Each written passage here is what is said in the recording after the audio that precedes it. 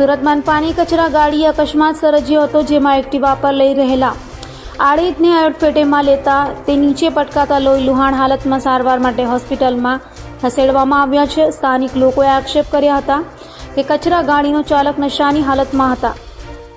રોજ સવાર પડે કોઈના કોઈ કારણસર સુરત શહેરમાં અકસ્માતોની વણઝાર થઈ જાય છે, ત્યારે કતારગામ અંકુલ સ્કૂલ પાસેથી એક્ટિવા મોપેડ પર પસાર થઈ રહેલા 50 વર્ષીય આડિતને કચરા ગાડીવાળાએ અડફેટેમાં લેતા નીચે પટકાતા તેના માથામાં અને શરીરના ભાગે ઈજા થતાં લોહી લુહાણ હાલતમાં 108 એમ્બ્યુલન્સમાં હોસ્પિટલમાં ખસેડવામાં આવ્યા હતા। અકસ્માત થતાં જ સ્થાનિક લોકો તરત જ ભેગા થઈ ગયા હતા અને કચરા ગાડીના ચાલકને પકડ્યો હતો। ત્યારે લોકોના જણાવ્યા અનુસાર ચાલક નશાની હાલતમાં હતો, જેથી પોલીસને અકસ્માતની જાણ કરતાં જ પોલીસ આવી પહોંચી હતી અને ડ્રાઈવરની અટક કરી તેની વિરુદ્ધ કાયદેસરની કાર્યવાહી કરી છે। આમેય સુરત શહેરમાં કચરા ગાડી ચલાવનારાઓ બેફામ ગાડીઓ ચલાવે છે, જેના કારણે આવી રીતે છાસવારે અકસ્માતો સર્જે છે।